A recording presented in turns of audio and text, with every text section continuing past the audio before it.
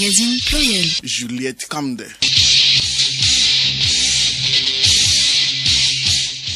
Belle journée ce samedi, journée ensoleillée, d'où Nénion-Zan bat son plein en ce moment même. Dans le Grand Lomé, cette fête traditionnelle rassemble les communautés évées de Baie, Aplao, Agouenivé du Grand Lomé autour d'une histoire commune. Campagne nationale annuelle de traitement de masse contre l'onchocercose, la bilharziose et les vers intestinaux au Togo. Le premier tour de cette opération de déparasitage des populations aura lieu du 23 août au 3 septembre prochain sur tout le territoire. Dialogue national inclusif et souverain au Tchad. Cette journée est consacrée à l'ouverture des travaux, notamment l'inauguration de la statue de la paix, du pardon et de la réconciliation installée sur l'esplanade du palais. L'orientation scolaire comme partie intégrante de l'éducation. Comment faire l'orientation et qui peut la faire? L'invité du journal, Bandé Sadi, chef division scolarité à l'Université de Lomé, répondra à ces préoccupations. Le deuxième invité, le ministre en charge du commerce Kodjo Adedje, revient sur les prix du gaz butane. Et les autres rendez-vous de cette édition, les sports, les échos du palais et la revue de presse.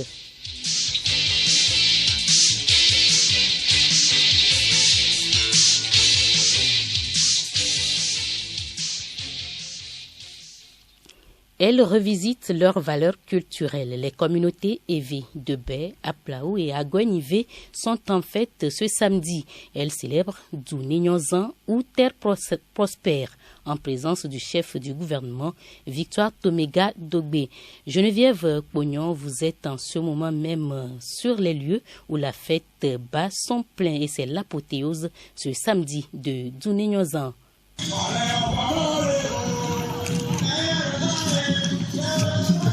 Oui, Juliette, vous l'avez dit, nous sommes en direct du terrain du bas-fond du collège Saint-Joseph où il y a un grand monde constitué des populations des communautés Baie, Aplaou et Agouenivé. Habillés en uniforme pagne et un parterre de chefs traditionnels dans leur accoutrement de circonstances, elles sont venues témoigner leur attachement à leur richesse culturelle et tradition qui véhiculent des valeurs de paix et de solidarité. Ceci dans une ambiance festive à travers des chants et danses et démonstrations de leur exode de Agbobo à Moitien à leur localité. Nénion-Zan, qui veut dire la terre prospère, est une initiative de ces peuples pour réfléchir à sauvegarder, à promouvoir, à diffuser, à valoriser leur culture.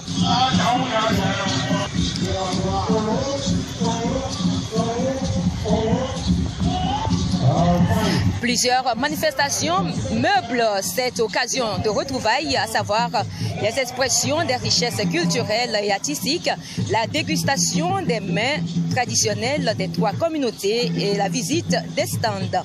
Sur les lieux, on note la présence de plusieurs membres du gouvernement, au rang desquels la ministre secrétaire générale de la présidence Sandra Ablamba Johnson. Du terrain du bas-fond du collège Saint-Joseph à Lomé, Geneviève Pognon pour Radio Togo. Geneviève Pognon, Terre prospère, l'association des personnes handicapées visuelles pour la contribution au développement a mis en terre ce samedi une centaine de plants à Avedi Anigbe dans la commune Golfe 5. L'opération vise à sensibiliser et à amener la population à asseoir les personnes handicapées visuelles dans la résiliation des activités communautaires. Hortense Djoua.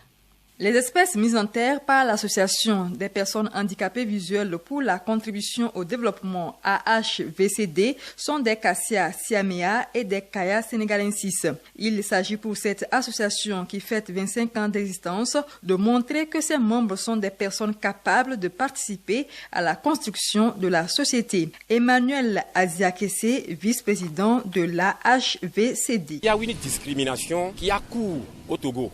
une marginalisation des personnes handicapées, qui pensent que les personnes handicapées ne sont que vouées à la question de la mendicité. Alors c'est ce défi que nous voulons relever, tout en sensibilisant la population pour qu'ils comptent désormais avec les personnes handicapées visuelles, de manière à ce que lorsque les programmes vont être encore conçus, et qu'ils sachent que nous sommes capables de contribuer à la réalisation de ces activités-là. Plusieurs autres activités sont au programme des 25 ans de l'AHVCD. Emmanuel Aziakessi. Il y a par exemple la conférence de presse le 20 septembre sur un thème très lié à la question du handicap, organiser un concours chant choral. S'en suivra également une sensibilisation dans une des écoles de la place sur l'insertion des enfants handicapés dans les programmes scolaires avec un accent particulier sur l'accueil de ces enfants dans les classes ordinaires. Et cela va être précédé également par la projection d'un film sur Louis Braille. Un concert de chant prévu pour décembre prochain mettra fin aux festivités des 25 ans de cette association.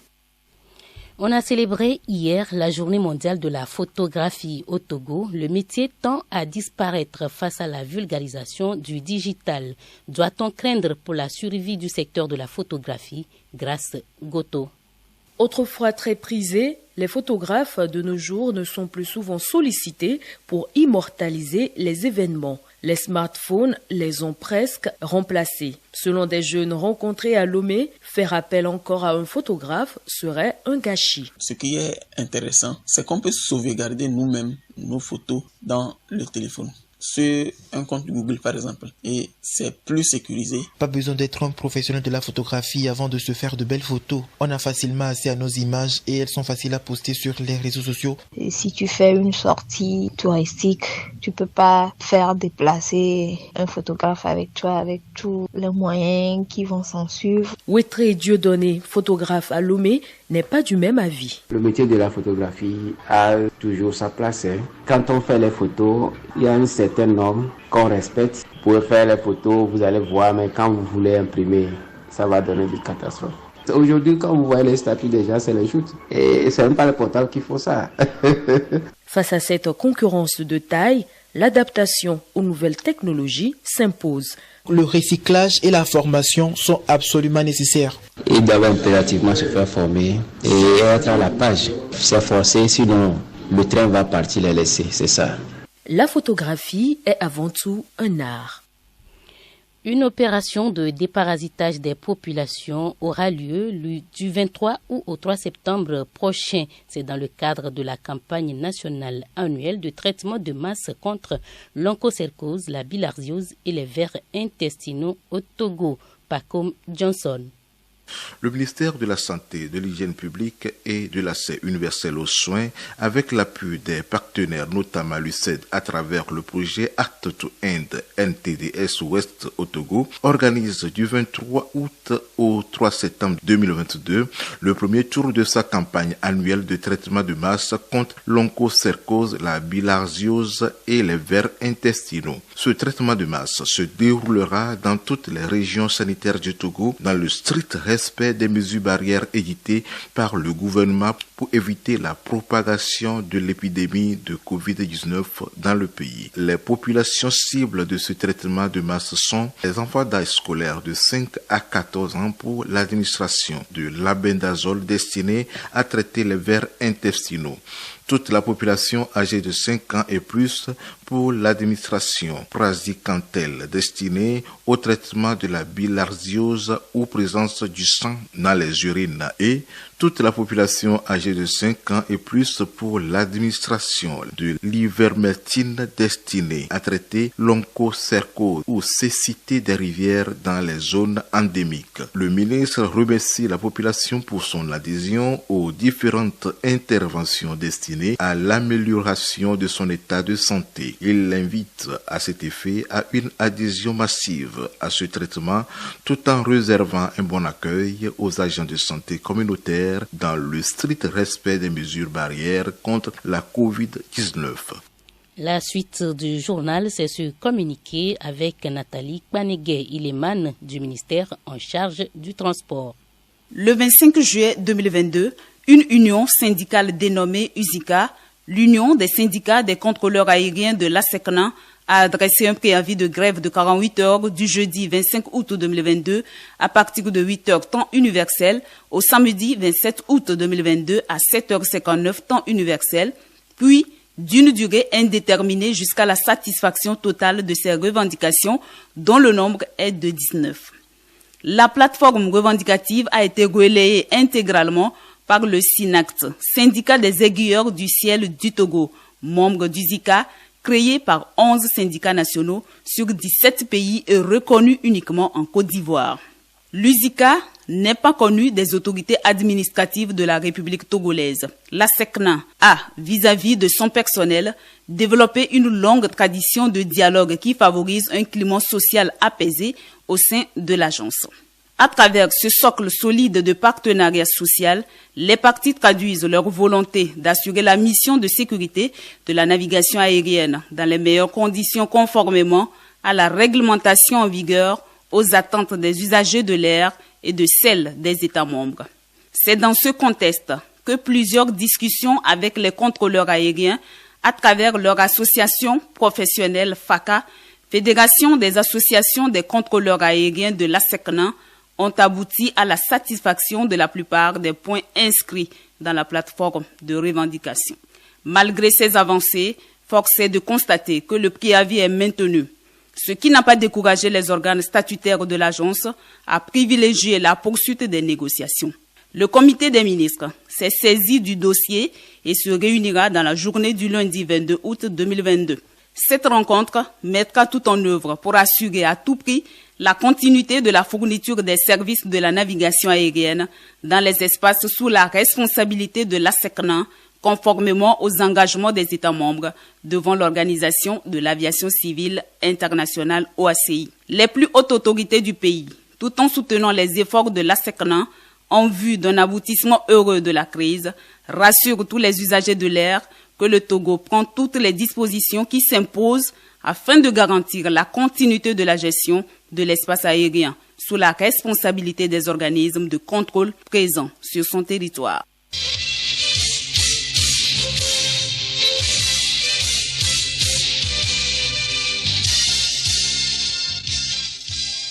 Dialogue national inclusif et souverain au Tchad ce samedi est consacré à la cérémonie d'ouverture, l'inauguration de la statue de la paix, du pardon et de la réconciliation et discours officiel. Le dialogue doit durer 30 jours maximum d'après les organisateurs. Pendant cette période, les autorités tchadiennes pourront s'entretenir ouvertement avec les groupes politico-militaires. Plusieurs chefs de ces groupes sont arrivés à N'Djamena ces derniers jours. Ils sont des dizaines de leaders, tous signataires de l'accord de paix conclu en début de semaine dernière à Doha, au Qatar. Cependant, tout le monde ne se félicite pas de la tenue de ce dialogue national. Une vingtaine de mouvements rebelles n'ont pas signé l'accord de Doha, notamment le FACT, qui a lancé une offensive ayant conduit à la mort de l'ancien président Idriss Déby Itno en 2021. Des organisations de la société civile et des partis d'opposition dénoncent également la configuration du dialogue. La plateforme Wakit Tama le décrit comme non inclusif, avec un nombre de participants principalement acquis à la junte au pouvoir. En Sierra Leone, les manifestations contre la vie chère du 10 août dernier ont coûté la vie à au moins 6 personnes. 10 jours après ces manifestations, le gouvernement a entamé jeudi un dialogue national. Le chef de l'État, Julius Maada Bio, a rencontré plusieurs chefs religieux et membres de la société civile. Il tente de comprendre les raisons qui ont motivé les manifestations et leurs conséquences.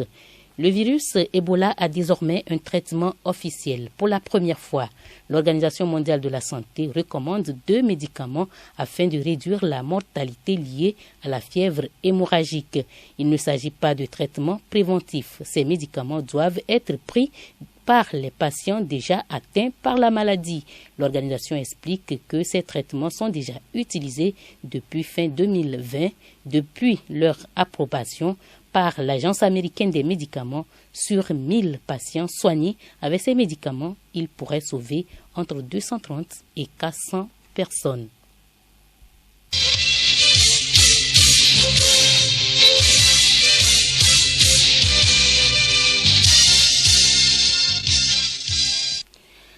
Invité du journal, la rentrée scolaire s'approche déjà. En ce moment, parents et élèves s'activent à la recherche des fournitures et des établissements scolaires à fréquenter pour certains. Dans ces démarches figure également l'orientation scolaire. Elle consiste à aider l'apprenant à se connaître lui-même au point de vue aptitudes, intérêts et personnalité en vue d'un parcours scolaire ou professionnel. Quels sont les facteurs impliqués dans cette orientation? Gbandé Sadji, enseignant-chercheur, chef division scolarité à la division des affaires académiques et de la scolarité de l'Université de Lomé, répond aux questions de Léontine Atogima. Monsieur Gbandé Sadji, à quelques jours de la rentrée scolaire, certains apprenants sont confrontés au choix de leur série ou filière. Vers qui peuvent-ils se tourner? Le conseil d'orientation. Mais la réponse est plus subtile que ça. Je vais expliquer. Dans l'activité d'orientation, nous avons deux aspects. Nous avons l'information et nous avons l'orientation. Informer, c'est transmettre à l'étudiant, au bachelier, à l'élève, enfin, transmettre à la personne des données sur les offres de formation ainsi que les profils d'entrée. Donc, toute personne qui détient l'information en ce qui concerne les offres de formation et en ce qui concerne les profils d'entrée dans ces formations-là peut informer. C'est une partie de l'activité d'orientation. Ça peut être un enseignant, ça peut être un parent, ça peut être un ancien étudiant, un aîné, ça peut être n'importe qui. Toute personne qui détient cette information-là peut informer. Mais l'orientation ne se limite pas à l'information. L'orientation, c'est quelque chose de beaucoup plus technique. Pour bien illustrer l'autre dimension, l'aspect accompagnement de l'orientation, je vais vous citer une ou deux activités que fait le conseiller d'orientation. Le conseiller d'orientation crée les conditions d'un équilibre psychologique chez les élèves devant favoriser leur réussite. Vous voyez ça, c'est très technique, c'est pas tout le monde qui peut le faire. Et cela suppose que le conseiller doit avoir des connaissances de base en psychologie.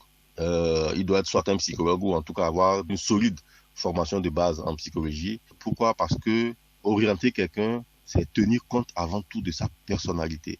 Et donc, cette activité aussi nous montre que l'activité d'orientation, ce n'est pas seulement après les résultats des examens, parce que c'est ce qu'on voit dès qu'on a proclamé les résultats du bac. On voit un peu partout, oui, on va vous orienter, venez, vous avez fait quel bac, on va vous... Bon, bref. Ce n'est pas ça. L'activité d'orientation, c'est un processus qui s'étend sur toute l'année. Et là, on vient de dire qu'il s'agit de créer des conditions devant permettre à l'élève de réussir. Qu'est-ce que ça veut dire concrètement? Lorsqu'un élève, par exemple, n'a pas de bonnes notes, disons en mathématiques, le travail du conseil d'orientation, c'est de voir qu'est-ce qui ne va pas, comment aider cet enfant à améliorer ses performances, de telle sorte que les études qu'il est en train de viser dans le supérieur puissent être possibles.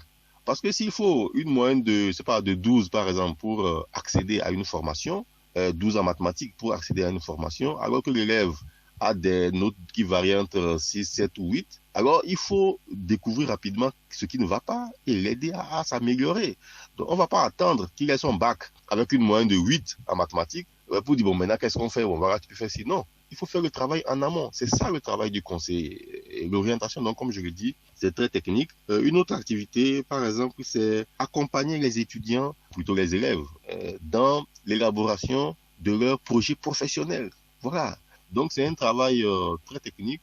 Ce sont des spécialistes qui le font avec des connaissances de base. Les parents ont-ils un rôle à jouer dans l'orientation de leurs enfants? Oui, les parents ont un rôle très important à jouer dans l'orientation de leurs enfants. Et ce rôle, je peux le résumer en 2 mots, écoute et communication. Les parents doivent être à l'écoute de leurs enfants, ce qui va faciliter la création d'un climat de confiance, et les parents doivent communiquer, dialoguer avec leurs enfants. L'enfant doit pouvoir se sentir libre d'exprimer ses envies sans se sentir jugé. C'est très important. La relation de confiance, elle vient aussi de là. Si dans l'interaction entre les parents et les enfants, ces derniers ne se sentent pas libres, ces derniers ne peuvent pas tout dire, évidemment que cela va agir négativement sur leur choix en matière d'études ou de projets professionnels. les parents doivent éviter de mettre l'accent sur les faiblesses de leurs enfants. C'est vrai, l'enfant peut avoir des faiblesses, mais il faut plutôt positiver et rechercher les causes de ces faiblesses et comment améliorer. Lorsque le message envoyé à l'enfant est négatif, cela n'aura pas un bon effet. Il peut avoir un repli sur soi, ou voire même une baisse. L'enfant va cesser de faire des efforts pour s'améliorer. Donc, c'est plutôt une relation dans laquelle l'enfant doit se sentir aidé. Quelles que soient ses difficultés, il doit se sentir aidé. Et c'est ce qui peut le pousser à se surpasser pour faire mieux. Et puis, très important, pour finir sur cette question, les parents doivent éviter de s'orienter à la place de leurs enfants. Ce n'est pas le parent qui s'oriente, c'est l'enfant qui s'oriente. La décision en matière d'orientation, c'est quelque chose de très personnel. Et l'enfant se réalise à travers cette décision-là qu'il prend dans son processus d'orientation. Donc, si la décision en matière de choix de formation est faite par le parent, c'est plutôt le parent qui va se réaliser et non l'enfant. Ce n'est pas parce qu'on a voulu soi-même faire quelque chose, qu'on n'a pas pu le faire, qu'il faut tout faire pour que l'enfant fasse cela. Non. Donc, je résume, écoute et communication. Quels sont les facteurs qui entrent dans l'orientation des apprenants? Disons, pour répondre à cette question, que l'orientation, comme nous l'avons dit tout à l'heure, c'est un accompagnement. C'est une relation dyadique entre un apprenant et un conseiller d'orientation, relation dans laquelle l'apprenant bénéficie de l'expertise du conseiller d'orientation afin de prendre les meilleures décisions. Je précise que c'est l'apprenant qui décide, ce n'est pas le conseiller qui décide. Le conseiller met à sa disposition tous les éléments possibles et en dernier ressort, c'est l'apprenant qui décide lui-même de ce qu'il va faire. Alors, cet accompagnement consiste, pour le conseiller, à aider l'apprenant à prendre conscience de 3 choses. D'abord, se connaître lui-même, la connaissance de soi. Il s'agira pour le conseiller d'aider l'apprenant à avoir une meilleure connaissance de lui-même, de ses goûts, de ses intérêts, de ses valeurs, de sa personnalité. Et donc, pour évaluer tout ça, on peut même soumettre l'apprenant à des tests psychologiques afin d'avoir des informations plus sûres et l'aider à se découvrir. C'est très important, la connaissance de soi. La deuxième chose, c'est la connaissance des études.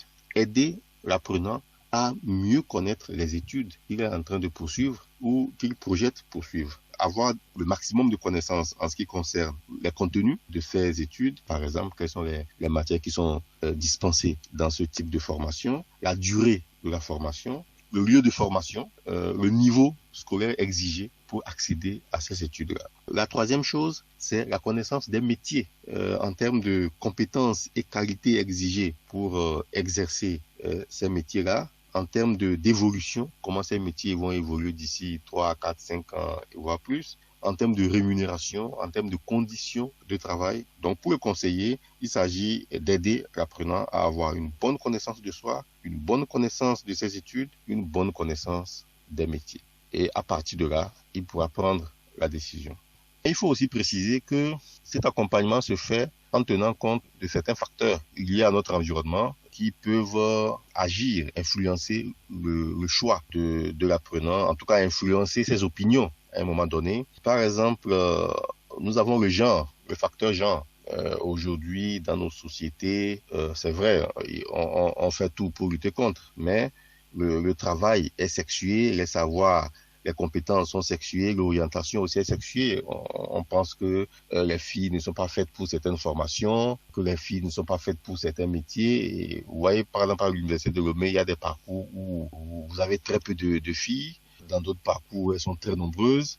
Dans certains grades, elles sont quasiment inexistantes. Il faut prendre en compte cet élément parce que c'est un facteur qui peut agir sur l'opinion de la personne que vous êtes en train d'orienter. Et il faut arriver à aider la personne à se départir, à prendre de la distance vis-à-vis de ces idées reçues afin que la décision soit prise en tenant compte des meilleurs éléments. Nous avons aussi l'origine sociale de l'apprenant. Tout à l'heure, on parlait de l'influence des parents. La famille peut demander à l'enfant, exiger que l'enfant fasse ceci ou cela parce que bon, ça c'est pas bon pour nous, ainsi de suite.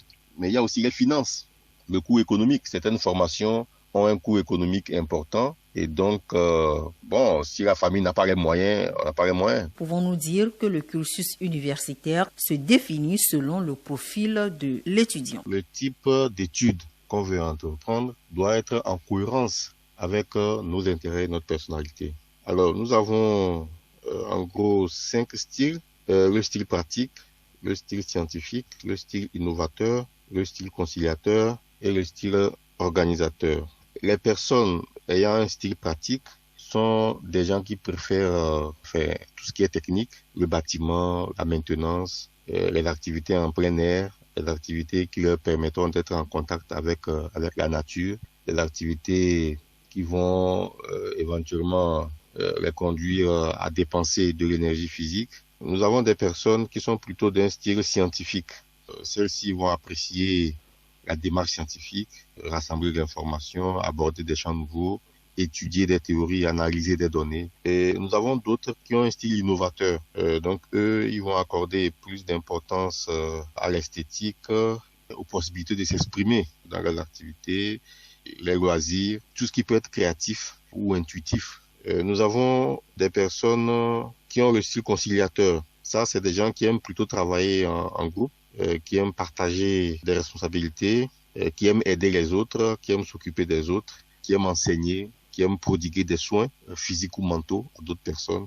Et puis enfin, nous avons les personnes du style organisateur qui apprécient beaucoup plus la gestion des personnes et des systèmes. Elles aiment travailler avec d'autres dans le but d'atteindre des résultats. C'est des gens qui apprécient le monde de l'entreprise, l'autonomie, et qui sont susceptibles de montrer des qualités managériales, qui ont aussi le sens des affaires. Donc, en fonction du type de personne qu'on a en face, en fonction du type d'apprenant qu'on a en face, on va plutôt l'orienter vers des formations qui lui permettront d'assouvir ces besoins-là. Mais je voudrais aussi préciser que ces différents styles que je viens de présenter ne sont pas interdépendants, c'est-à-dire on peut avoir plusieurs styles à la fois. On peut être pratique et scientifique, on peut être innovateur et conciliateur. Donc, il faut vraiment faire une analyse de fond pour découvrir le type qui caractérise l'apprenant et pouvoir l'aider en conséquence. Dites-nous quelles peuvent être les conséquences d'une mauvaise orientation. Alors, les conséquences d'une mauvaise orientation, j'en vois 2. La première conséquence, c'est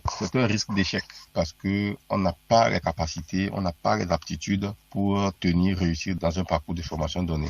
On peut aussi échouer parce qu'on n'a pas la motivation. On peut avoir des capacités, mais on n'a pas la motivation. On suit des cours qu'on n'aime pas, des cours qui ne nous passionnent pas, et donc on perd en motivation, on s'investit moins, on peut aussi échouer. On peut quand même réussir, quand bien même on n'a pas la motivation, on peut réussir. Et là, j'aborde la deuxième conséquence, c'est que on ne va pas s'épanouir dans notre environnement professionnel. Vous allez voir des employés à leur poste, que c'est pas ça, quoi. Ils sont pas heureux, ils ne traitent pas bien les clients, ils ne sont pas contents. Ce sont des conséquences de la mauvaise orientation. On ne s'épanouit pas, on ne se réalise pas à partir de notre insertion professionnelle. Quelqu'un a dit, il n'y a pas de mauvais employés, il y a juste des personnes qui ne sont pas à leur place. Gbandé Sadi, merci pour votre disponibilité. Merci également à vous, Léontine Atogima. Le gouvernement subventionne à hauteur de 102 francs CFA sur le prix au kilo du gaz butane. Ainsi, la bouteille de 6 kg coûte désormais 4 740 francs et celui de 12,5 kg est à 9 875 francs CFA. Le gouvernement invite l'ensemble des acteurs à faire preuve de patriotisme et indique que la surveillance sera renforcée dans les points de vente afin de s'assurer que les vendeurs ne se livrent pas à la spéculation. En second invité du journal magazine Pluriel, le ministre en charge du commerce Kodjo Adedje explique les circonstances dans lesquelles les nouveaux prix sont appliqués. Il est au micro de Paco Johnson. Monsieur le ministre, d'abord, comment expliquez-vous l'augmentation du prix du gaz butane? Ce n'est pas de gaieté de cœur que le gouvernement est obligé d'augmenter les prix sur certains produits. La flambée de prix, l'inflation que nous subissons aujourd'hui nous vient de l'extérieur. Et comme tous les autres pays, nous sommes en train de vivre cet événement-là. Relativement au gaz, nous n'avons pas encore changé de prix. Contrairement aux produits pétroliers, les produits que nous appelons les produits blancs, que sont le super samplon, le gasoil et le pétrole lampant, ces produits sont importés par le gouvernement. Mais s'agissant du gaz butane, l'importation est libre, donc assurée aujourd'hui par 3 opérateurs économiques, Zener, Total Énergie et puis Sanol. Le gouvernement n'intervient que pour réguler et fixer les prix. Pour nous, au gouvernement, les prix qui sont d'application aujourd'hui sont de 520 francs le kilogramme. Vous avez la bouteille de 6 kilos à 3120, etc. Donc nous n'avons pas encore modifié la structure de prix ou sinon régulé ou fixé notre prix s'agissant du gaz butane. Le gouvernement n'a pas encore régulé ces prix, pourtant sur le marché, ils sont partis en flèche. Dans un premier temps, des rumeurs sur les réseaux sociaux. Pendant ce temps, aucune information du côté du gouvernement. En 2020, la tonne de gaz butane était de l'ordre de 500 ou 600 dollars. Et à partir de 2022, l'inflation aidant, le produit à l'international est passé à plus de 1000 dollars. C'est maintenant qu'on assiste un tout petit peu à une baisse, mais pas trop sensible. Dans cette dynamique-là, il fallait peut-être s'attendre à ce qu'il y ait une modification des prix, comme nous l'avons constaté un peu partout. Mais nous ne l'avons pas encore fait, comme je l'ai dit. Au fait, nous étions en discussion avec les acteurs. Vous savez que l'État subventionne à coups de milliards le gaz butane. Au budget de l'État, relativement à ce que nous avions vécu les années antérieures, la ligne destinée à couvrir la subvention du gaz porte un montant de 1,6 milliard.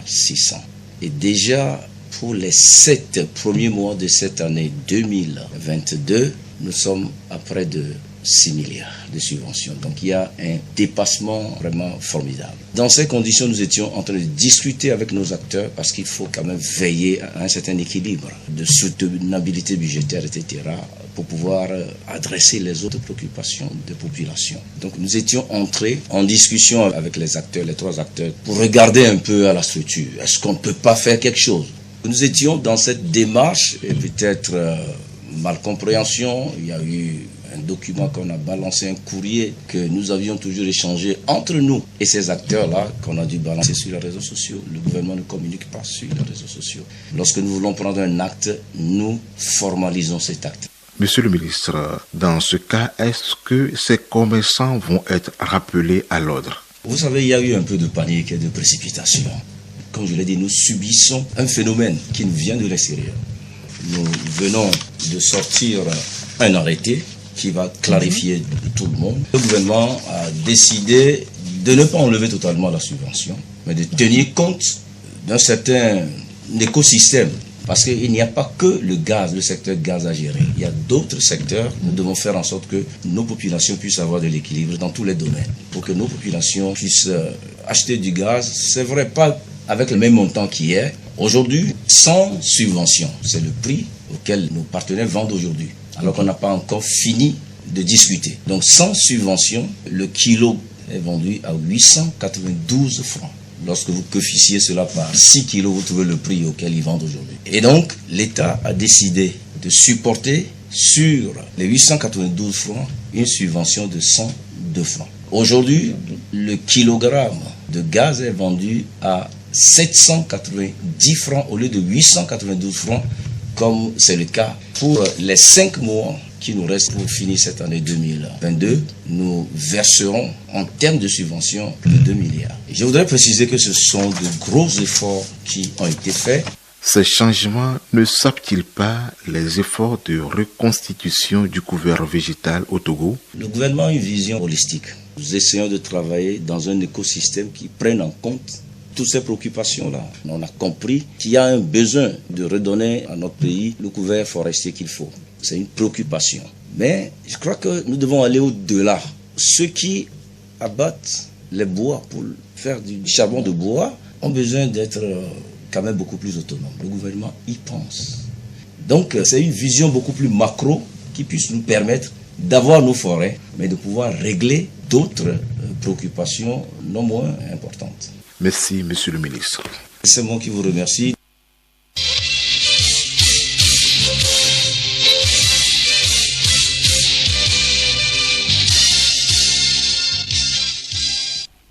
Écho du palais à présent, 3 ont tué leur père pour s'accaparer de l'héritage. Ils ont été condamnés à 15 ans de réclusion criminelle. Hélène Assabi. Le nommé Agbebara, vieillard de 117 ans environ, était un féticheur originaire d'Arlon, Kliko au Ghana, qui a résidé successivement à Adétikopé, à Lomnava, avant de s'établir définitivement à Lomé à Dakpamé. Il avait épousé plusieurs femmes et engendré une vingtaine d'enfants, mais dans les dernières années de sa vie, il n'avait aucune femme au foyer. Il partageait donc son domicile avec 3 de ses fils, Koku, Comblan et Kujo, leurs femmes et enfants, son petit-fils Doji et sa petite-fille Mama, mais c'était Comblan et Kujo qui lui faisaient la cuisine. Le vieux féticheur mélangeait à son fétichisme des pratiques hautement criminelles. En effet, une quinzaine d'années auparavant, il avait perdu sa fille Lawe, qu'il enterra discrètement à son domicile et envoya le cercueil vide qui fut enterré au cimetière d'Adakpamé. Quelques années plus tard, il fit déterrer les ossements de cette dernière par son serviteur à Megan Yoko et son fils à Dansossi. Puis il utilisa ces ossements dans son fétichisme. Plus tard, ce serviteur mourut et son fils Dansossi devint fou et erra au bouchon de Toglekopé. Entre-temps, le vieux féticheur ayant vainement recherché une bosse humaine pour l'installation d'un nouveau fétiche, envoya 4 personnes, dont son fils Koku, qui maîtrisèrent et ramenèrent son fils Dansossi à son domicile où il le sacrifia à ce nouveau fétiche. Dans ces dernières années, le vieux féticheur était devenu dangereux pour ses propres enfants qu'il n'avait cessé d'accuser de l'offenser. Ainsi, ces dernières estimaient qu'il ne faisait plus rien de bien et que le moment de sa succession était arrivé. Une lutte pour cette succession divisait malheureusement ses enfants pendant que son fils Kojo, qu'il avait choisi à cet effet, s'impatientait. Le vieux féticheur était un peu fortuné, mais sa longévité légendaire était devenue un obstacle majeur à ses enfants qui avaient hâte de prendre possession de leur héritage. C'est ainsi que le 9 janvier 2006, aux environs de 7h30, Mama, la petite fille du vieux Agbebara, voulant puiser de l'eau au puits, constata que la porte d'accès au compartiment de son grand-père était encore fermée de l'intérieur. Doji, son grand frère, regardant par les trous de la porte en tôle du garage, constata que son grand-père y était dans sa chaise pliante couverte de mouches, un bras tombant, un visage noir. En ce moment, Comblan et Kujo étaient absents. Informés, les oncles arrivèrent aussitôt et défoncèrent alors la porte et entrèrent au compartiment des fétiches, puis constatèrent que le visage et la tête de leur frère étaient fracassés. Sa chambre et son armoire étaient fouillées et vidées de tous les documents et sommes d'argent. Comblan et Kujo, revenus plus tard à la maison, déclarèrent qu'ils étaient allés faire leur job au port où ils ont passé toute la nuit. Cependant, ils restèrent indifférents à l'annonce de la mort de leur père, ce qui les rendait suspects. Le crime fut donc déclaré à la gendarmerie qui alla faire le constat d'usage. Dans un premier temps, Kujo nia toute implication dans l'assassinat de son père. Mais 2 jours plus tard, il passa aux aveux en déclarant que dans la journée du 8 janvier 2006, ses frères Comblan et Missiso lui avaient donné le produit appelé D10 à mettre dans le repas de leur père avec promesse de lui donner des dossiers de terrain de ce dernier. Il s'exécuta et après avoir mangé le repas du soir, leur père tomba dans un profond sommeil puis Comblan l'assomma au moyen d'un gourdin.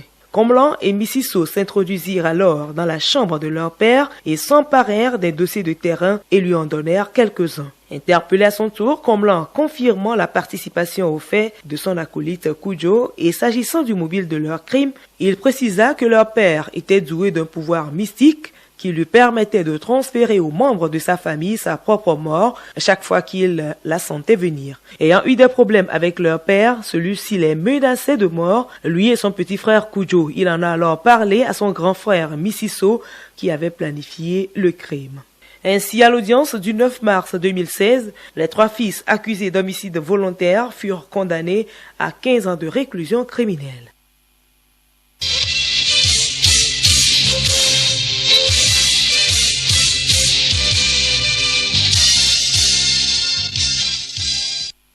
Les sports du football, des joueurs locaux comme Sama Amilou et Tchatakora Semiou sont hors du pays pour des tests dans des nouveaux clubs. Sama est en France tandis que Semiou est en RD Congo. Pendant ce temps, les éperviers locaux poursuivent leurs préparatifs pour la double confrontation face au Niger. Le match aller se joue dans une semaine. En attendant cette affiche, on joue ce dimanche pour la finale de la Coupe Dr Kaolo première édition. Face à face à partir de 17h temps universel, ASCK Unisport. Auparavant, un match de classement va opposer toujours au stade de Kégué à Lomé, à Gaza, à Étoile filante de Lomé. La situation actuelle de la vie chère dans le monde, y compris au Togo, continue de faire couler l'encre et la salive. La goutte d'eau de plus pour les Togolais, c'est la hausse du prix du gaz butane. Le principal sujet à la une des journaux cette semaine, c'est donc cette augmentation. La revue de presse à présent avec Léontine Atogima. Pour ou contre 1 milliard d'arbres du gouvernement, c'est la question que se pose Méga Info face à la hausse des prix du gaz butane. À travers cette interrogation, le journal se réfère au risque de basculement vers le charbon de bois. Or, dans sa politique de protection de l'environnement, le gouvernement avait encouragé les citoyens à opter pour l'utilisation du gaz butane afin d'éviter la destruction trop massive des arbres dans l'usage du charbon de bois et du bois de chauffage. Les Togolais n'en peuvent plus, lâche Journal du Togo. Il continue de subir, renchérit le Messager qui relève que cette augmentation vient assommer encore plus les consommateurs déjà éprouvés par la vie chère relative à la flambée des prix d'autres produits, surtout ceux de première nécessité. Pourquoi la subvention s'arrête, questionne le Mania Libéré, alors que le but de ces subventions était de limiter la déforestation, rajoute l'Union pour la Patrie qui déplore que cet objectif est loin d'être atteint. Le Messager note que le gouvernement estime avoir suffisamment subventionné le gaz. De janvier à juillet 2022, l'État a subventionné le gaz à un peu plus de 10 milliards de francs CFA contre une inscription budgétaire de 1 milliard 600 millions de francs CFA, explique le journal. L'État a-t-il démissionné ou contraint par une réalité ignorée, se demande Togo Matin. Les prix baissent légèrement, annonce Togo Réveil qui ajoute que le gouvernement maintient une subvention soutenable et envisage des réponses en construction pour pallier les difficultés. Le chemin de croix continue malgré cette légère baisse, déplore l'éveil de la nation. Carburant, ciment, gaz butane, produits de première nécessité en constante augmentation. Qu'en est-il du salaire, se demande le bâtisseur.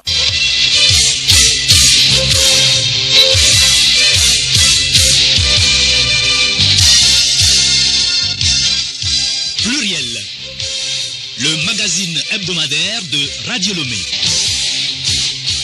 Le journal magazine Pluriel de ce samedi 20 août se referme. Merci à tous de nous avoir suivis. Sachez qu'en fête, nous ce samedi dans le Grand Lomé, une fête traditionnelle qui réunit les communautés Evé de Baie, Aplau et d'Agoé Nivé. Agréable week-end à tous.